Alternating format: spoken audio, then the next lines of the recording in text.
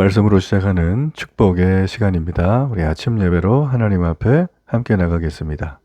오늘은 요한복음 10장 31절에서 42절까지의 말씀을 우리 함께 읽으시고 하나님 말씀 나누겠습니다. 유대인들이 다시 돌을 들어 치려 하거늘 내가 아버지로 말미암아 여러 가지 선한 일로 너희에게 보였거늘 그 중에 어떤 일로 나를 돌로 치려 하느냐? 선한 일로 말미암아 우리가 너를 돌로 치려는 것이 아니라 신성 모독으로 인함이니 네가 사람이 되어 자칭 하나님이라 함이로라. 너희 율법에 기록된 바 내가 너희를 신이라 하였노라 하지 아니하였느냐? 성경은 폐하지 못하나니 하나님의 말씀을 받은 사람들을 신이라 하셨거든. 하물며 아버지께서 거룩하게 하사 세상에 보내신 자가 나는 하나님의 아들이라 하는 것으로 너희가 어찌 신성 모독이라 하느냐? 만일 내가 내 아버지의 일을 행하지 아니하거든 나를 믿지 말려니와 내가 행하거든 나를 믿지 아니할지라도 그 일은 믿으라. 그러면 너희가 아버지께서 내 안에 계시고 내가 아버지 안에 있음을 깨달아 알리라. 그들이 다시 예수를 잡고자 하였으나 그 손에서 벗어나 나가시니라.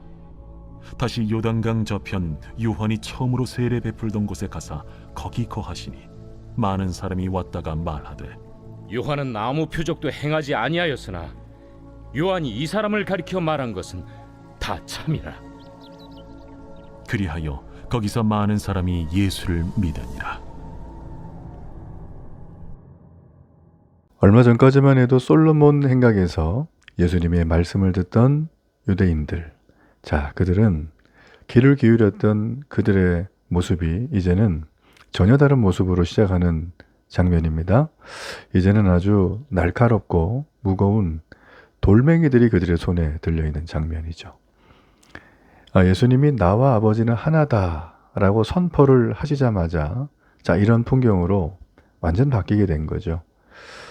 축제의 기쁨과 감격이 가득해야 될 수전절의 명절에 성전의 마당은 순식간에 살기등등한 유대인들의 심판장으로 변해버렸습니다. 유대인들은 분노에 가득 차서 예수님을 치려 하죠. 주님은 그 서슬퍼런 돌을 든 그들 앞에서 두려워 떠는 게 아니라 조금도 흔들림 없이 질문을 던지십니다. 내가 아버지로 말미암아 여러 가지 선한 일을 너희에게 보여거늘 그 중에 어떤 일로 나를 돌로 치려 하느냐. 자, 여러분, 이 장면은 참 우리가 많은 생각을 하게 하는 장면이죠. 오늘 우리도 주님 앞에 있을 때 내 생각과 맞지 않는 말씀을 주신다고 여길 때가 있어요. 그럴 때 우리가 마음에 돌을 들고 있지는 않은가를 생각을 해봐야 되겠죠. 자, 우리는 오늘 이 아침에 내 마음에 이 돌이 있다면 좀 내려놓고 우리 주님이 무슨 말씀을 하시는가 우리가 좀 말씀 앞에 함께 쭉 들어가는 그런 시간이 되면 좋겠습니다. 자, 먼저 36절까지의 내용은 아주 심플합니다. 유대인들은 예수님이 사람이면서 자칭 하나님이라고 한다고 자, 신성 모독죄로 몰고 가서 돌을 들었어요. 주님은 시편의 말씀을 인용하셔서 이 상황 가운데 분명히 정체성이신 우리 주님의 모습을 변호하시죠. 자, 31절을 보면 다시 돌을 들었다는 표현이 나옵니다. 이거는 이미 뿌리 깊은 거부감이 유대인들은 예수님에게 있었다. 자, 그들이 내세운 명분이 뭔가요? 거부감에. 신성 모독이죠? 유대인들이 아주 극혐하는 겁니다. 지금도 마찬가지입니다. 유대교 사람들은. 자, 피조물인 인간이 창조주의 영광을 가로채는 가장 무거운 죄, 이게 신성 모독이죠. 이거는 의미만 살펴봐도 지금 우리 기독교인들이 볼 때에도 동일하죠. 신성 모독적인 죄. 그런데 여러분, 주님은 34절에서 시편의 82편 6절의 말씀을 인용하면서 자, 그들을 반박하는 논리를 말씀하시죠. 너희 율법에 기록된 바 내가 너희를 신들이라 하였노라 하지 아니하였느냐. 자, 이게 좀 해석이 필요한 건데 여기 보면 신들로 번역된 히브리어가 엘로힘이에요. 근데 이거는 하나님께 재판권과 말씀을 위임받은 이스라엘의 지도자들을 가리킵니다. 즉 사사시대의 사다가 되고요. 모세, 여호수아 이런 사람 있죠. 자, 이런 지도자들을 말해요. 이들을 이제 어떻게 했다? 이들은 예, 신들이라 했다는 거죠. 자, 지금 주님의 논리적인 전개는 예, 이 작은 거에서 큰 거로 나아가는 방식이죠. 그러니까 하나님의 말씀을 잠시 받은 인간 대리자들도 그들이 살 동안 성경이 신이라 불렀다면 하물며 하나님 아버지가 직접 거룩하게 하사 세상에 보내신 예수님을 하나님의 아들이라 부르는 것이 어찌 신성모독이 될 수 있겠냐라는 뜻이에요. 이해가 되시죠? 그러면서 주님이 한마디 더 하시죠. 성경은 패하지 못하나니. 자, 이거는 여러분 성경적으로 굉장히 중요한 말씀이죠. 그러니까 하나님의 기록된 말씀이 인간의 어떤 논리나 시대적 배경에 의해서 무효화될 수 없는 절대적인 권위가 있다. 그리고 불변하다. 이걸 확증한 거예요. 뭐 유대인뿐이겠습니까? 오늘날에도 인간의 논리와 시대적 배경을 가지고 기록된 하나님의 말씀을 뭐 근거 없다는 듯이 얘기하거나 지금은 시대가 달라졌으니 바꿔야 되지 않겠냐라고 이렇게 막 주장하는 그런 사람들이 뭐 역사 속에 계속 있어 왔어요. 요즘에도 뭐 그런 난제와 이슈들이 뭐 수백 개가 있거든요. 여전히 뭐 그런 걸 하는데 제가 볼 때는 이거는 구원과 크게 관계가 없어요. 이 구원이라 하면 우리의 영적인 구원, 예, 영생에 대한 구원이죠. 부활의 몸으로 우리가 주님의 나라, 하나님의 나라에 가는 이 구원.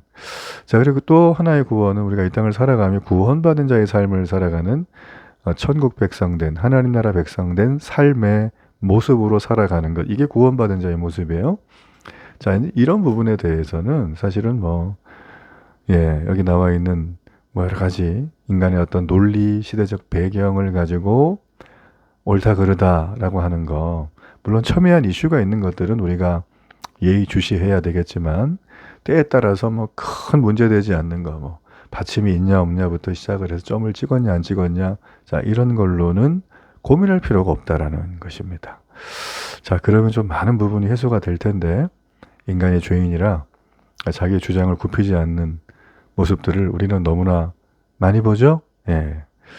자, 유대인들은 이랬다는 거예요. 저기는 이제 성경을 잘한다. 자부를 했죠. 성경이 증언하는 주인공이신 예수님을 자기들의 좁은, 아주 굉장히 좁은 시야에 집어넣어서 이렇게 예수님을 막 이렇게 평가를 하는 거예요. 그러니까 그들의 신앙은 가만히 보면 예, 하나님을 믿는 것이 아니라 자기가 만든 하나님에 대한 정의를 우상으로 숭배하고 있었던 셈입니다. 우리 안에 이런 모습이 많아요. 그러니까 예수님은 이 논증을 통해서 당신이 단순히 훌륭한 선생이 아니라 하나님과 본질적으로 하나고 그분에 의해 구별되어 파송된 메시아임을 드러내는데 이들은 전혀 그렇게 보질 않는다. 그러니까 우리는 내가 믿고 싶은 하나님을 만들어 믿는 경향이 있습니다. 특별히 이거는 뭐 초신자들은 없고요. 모르니까. 그러나 신앙 구력이 좀 있는 분들은 이런 케이스가 많아요. 굉장히 많아요. 제가 지난번에 세미나 갔다가 들었는데, 그 교회가 3층 건물인데, 수십 년 된 교회인데, 자, 1층은 여선교회가 토요일날 와서 청소를 하시고, 주일 예배를 위해서, 2층은 남성교회가 하시는데, 자, 3층과 복도와 모든 통로들은 청소 안 한다는 거예요. 그래서 제가 들으면서 너무 의아했어요. 아니, 거기도 교회 건물인데 왜 안 할까? 자, 가만히 들어보니까 이거예요. 자기들은 2층만 하고 1층만 하는 걸로 다 정리가 됐다는 거죠. 그리고 거긴 직원이 있어요. 교회가 큰 교회다 보니까 나머지는 직원들이 하면 되는 거 아니냐라고 하는. 자, 일리가 있지만 저는 대부분 신앙 구력이 오래된 분들이 빠질 수 있는 함정에 그들이 들어갔다라는 거예요. 그러니까 하나님의 자녀요, 하나님의 집이요, 하나님께 예배하며 하나님을 섬기는 이름을 내세우지만 거기에는 이런 하나님의 모습으로 펼쳐져야 한다고 하는 자기만의 생각, 이걸 영적 완고함, 쉽게 말하면 교만함이라고 할 수 있어요. 이거 굉장히 심각한 문제예요. 이게 이제 우리에게 딱 들어오면은 우리에게는 투유가 없어요. 투유가 뭐냐면 자유와 평안이에요. 자유가 없습니다. 평안함이 없어요. 그러니까 우리에게는 이 영적 완고함이라는 건 엄청난 사탄의 계략이다라는 거죠. 저는 그렇게 봅니다. 그 사람들이 1대1로 만나서 대화를 하면 굉장히 합리적이고 따뜻하시고 배려를 잘하세요. 근데 이렇게 뭉치면 이 완고함에서 벗어나지를 못하는 그런 모습들. 하나님은 이래야 되는 거 아닌가. 여러분, 이걸 오늘 우리가 십자가 앞에 좀 내려놓고 못 박아야 돼요. 복음은 우리에게 말해요. 내가 성경을 판단하는 것이 아니라 성경이 너를 판단하게 하라. 이렇게 초대한다는 거죠. 내 상황이 이해되지 않아서 하나님 앞에 서운한 마음이 들 때가 있어요. 저도 있거든요. 근데 변치 않는 주의 말씀을 인생의 기준으로 삼는 것은 내 감정보다 훨씬 더 중요해요. 왜냐하면 성경은 패하지 못한다라고 했거든요. 그러니까 확실한 약속 위에서 우리의 영혼을 세워야지 흔들리는 세상 속에 그냥 여기저기 마음의 기준을 삼으면 늘 마음이 힘들죠. 여러분, 오늘 또 우리가 이것을 분명하게 기억하면 좋겠습니다. 자, 42절까지의 내용을 좀 보면 이거예요. 예수님은 당신의 말을 믿지 못하겠거든. 내가 행하는 일을 보고라도 믿으라고 권면하세요. 그리고 계속 안 믿으니까 결국 세례 요한이 세례를 베풀던 요단강 저편으로 가셔서 정말 수많은 믿음의 열매를 맺으십니다. 자, 유대인들이 이제 다시 잡으려고 했어요. 주님은 벗어나서 요한이 세례 베풀던 곳으로 피하시죠. 흥미로운 점은 예루살렘 성전에서 조금 전까지 돌팔매질을 당하셨던 주님이 이곳에서는 많은 사람이 믿었다라는 기록으로 본문이 마무리된다는 사실입니다. 참 재밌죠? 예, 좀 전에는 돌팔매질을 당했던 주님이 이곳에 왔더니 많은 사람이 믿었어요. 자, 왜 이런 현상이 벌어질까요? 강 하나 건넜는데. 그러니까 사람들은 세례 요한이 주님에 대해 짓던 증언이 모두가 다 true, 참이라는 걸 목격했어요. 그러니까 요한은 표적을 하나도 행하지 않았어요. 그러나 그의 말씀의 증언이 예수님의 사역과 완벽하게 일치하는 걸 봤어요. 그러니까 사람들이 마음의 문이 다 열린 거예요. 참 희한해요. 동시대를 살아가는 사람들이었는데 이쪽은 끝까지 안 보이고 안 믿고 안 듣고 말이죠. 이쪽은 마음이 확 열려가지고 많은 사람이 믿었다는 거예요. 여러분, 그래서 우리가 참 이 믿음에 대한 얘기 어제도 제가 했지만 믿음은 어떤 그 화려한 신앙 정통과 또 내가 혈통적으로 모태 신앙인데 여기에 있지 않다는 거 우리가 알아야 돼요. 좀 더 세밀하게 말하면 믿음은 그럴싸한 교회 건물에 그럴싸한 모습으로 그럴싸하게 예배드리는 곳에 없을 확률이 높다라는 겁니다. 이해되시죠? 예. 그러므로 우리가 주님의 말씀을 정직하게 받아들이고 그 행하신 일을 주목하는 겸손한 심령, 자, 여기에 믿음이 임한다는 것을 굉장히 대조적으로 우리에게 보여주는 장면이라는 거죠.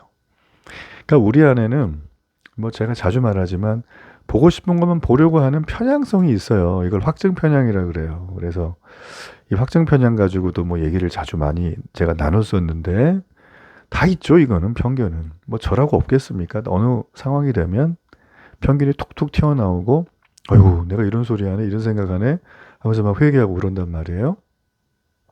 그래서 우리가 편견을 가지게 되면 누군가에게 어떤 단체나 뭐 어떤 나라에게 아무리 선한 일을 그들이 해도 의심의 눈초리를 거두지 않죠. 그죠? 예. 알카에다가 9.11 테러 일으켰을 때 여러분 세계가 경악했죠. 그리고 테러가 안방까지 올 수 있다라는 그런 경각심에 이 알카에다를 소탕하기 위해서 전 세계가 뭉쳤어요. 미국을 주축으로 해가지고. 예, 뭐 그뿐 아니죠. 뭐 여러 가지 것들이 많이 있었고. 그러니까 여러분 그 알카에다 그러면 막 두드러기 반응을 사람들이 막 보이죠. 아우, 막 극렬한 테러 집단 말이죠. 자, 여러분 그들의 뿌리가 뭐 이슬람인 건 우리가 알지만 이슬람도 수니파와 시아파로 나누잖아요. 이게 조금 다릅니다. 그리고 그들이 자살 폭탄 테러를 하는 그런 파들은 좀 극단주의적인 어떤 성향을 가진 그런 이슬람의 교리들을 신봉하는 곳이죠. 우리가 다 알 수는 없지만 그래서 우리가 참 이 알카이다 그러면 뭐 이슬람을 신앙하는 사람들이 뭐 도매급으로 다 넘어가서 이 사람들은 그럴 거야 막 이렇게 우리가 편견을 가지게 되는데 이 편견이 깨지는 게 쉽지가 않아요. 그죠? 20년이 다 넘었는데도 불구하고 자, 어쨌든 우리가 이제 인간은 누구나 이런 편견이 있다는 걸 제가 이제 예를 들어서 설명을 한 거고요. 그러다 보니까 보고 싶은 것만 보려고 하는 편향성이 우리에게는 있어요. 근데 중요한 것은 오늘 본문에 보면 인간의 이런 심리를 기가 막히게 이용하는 존재가 있죠. 바로 악한 영 하나님의 대적자 사탄이에요. 사탄 있어요, 여러분. 예, 고민하지 마세요. 자, 이 사탄이 하나님을 믿는 성도들과 하나님 사이를, 그리고 믿음의 사람들 사이를 어떻게 한다? 갈라놓는다, 이간질한다. 예, 그런 걸 한다는 거예요. 그래서 여기 가서 카드라 저기 가서 카드라 하면서 말 옮기는 걸 절대 하지 마세요. 교회 안에서는 특별히 그 말이 시작해서 말로 망하고 말로 무너지고 말로 흥하고, 이 말이 정말 중요해요. 그래서 우리의 입술을 걸어 잠궈야 돼요. 예. 정확하게 내가 경험하고 모든 상황을 세세하게 알지 않는 이상, 또 필요하지 않으면 얘기하지 않아야 되고, 해도 딱 거기까지만 해야 되는데 대부분 우리가 이걸 잘 못하죠. 예, 그래서 제가 카드라 통신을 매우 싫어합니다. 예, 이놈의 카드라 때문에 나라가 막 두동강이 나고, 뭐 요즘 알고리즘 때문에 사람들이 카드라에 현혹돼가지고 막 자기 쪽만 확증 편향 막 하잖아요. 그래서 작년인가 이제 보니까 그 유튜브가 들어와가지고 한국에 지난 10여 년 넘게 했던 가장 큰 공헌이 뭐냐? 예, 사람들의 성향과 신념과 가치관을 둘로 쪼개버렸다는 거예요. 엄청난 피해죠. 이거는 뭐 우리나라 회사도 아니고, 저 미국 기업이 글로벌하게 와서 돈 엄청 벌어가는데 지금 세금도 별로 안 내고, 그죠? 자, 그러면서 또 우리나라 국민들이 그렇게 개개인이 그냥 아주 심각하게 갈라놓는 여러 분야에서 이렇게 한 것도 참 마음이 아파요. 저는 이제 이 모든 배후에 영적인 세력이 있다고 저는 믿어요. 저는 이제 목사니까 또 영적인 실체에 대해서 늘 설교도 하고 얘기를 나누기 때문에 그 부분을 얘기 안 할 수가 없어요. 여러분, 그러므로 우리가 지금 오늘까지 막 카더라 어제까지 했으면 이제 그만하셔야 돼요. 그만하고, 예, 내 현장 속에서 어떻게 해야 될 것인가. 뭐 간단합니다. 저 사람은 절대 안 변해. 자, 이렇게 마음에 돌을 들고 서 있지 말고 우리가 어떻게 해야 될까요? 예, 인생 속에 베풀어 오신 수많은 우리 주님의 선한 일들을 기억할 필요가 있어요. 그리고 나를 죽음에서 건지시고 여기까지 인도하신 그 일들이 바로 하나님이 여러분 안에, 우리 안에 있다는 증거임을 믿으시길 바라요. 그래서 여러분, 그들을 대할 때 언제나 우리 주님이 우리에게 대한 것처럼 마음을 열고 되도록 애를 쓰고 겸손한 복음으로 그들과 나가는 것이 매우 중요합니다. 여러분, 그러므로 우리는 주님이 행하신 실제 있었던 그 일을 정직하게 바라보며 하나님만이 하신다는 그 놀라운 사실 앞에 그 은혜의 복음 안에 머물러야 돼요. 아셨죠? 이게 중요해요. 자, 여러분, 그러므로 그런 당당한 마음으로 오늘 주님과 연합하며 하루를 넉넉히 승리하는 은혜 있기를 바랍니다. 결단의 기도 드립니다. 살아계신 하나님, 감사합니다. 성경의 주인공이시고 우리 인생의 목자 되시는 하나님 아버지, 제 좁은 상식과 편견의 틀로 카더라 통신에 현혹되어 주님을 가두려 하고 제 뜻대로 되지 않을 때 원망의 돌을 들었던 저의 영적 완고함을 회개합니다. 성경은 패하지 못한다 하신 주님의 엄중한 선포를 이 아침 제 영혼에 깊이 새기오니 오늘 마주할 모든 일과 속에 내 생각보다 주의 말씀, 기록된 말씀을 앞세우는 겸손한 제자가 되게 하소서. 예수님의 이름으로 기도합니다. 아멘.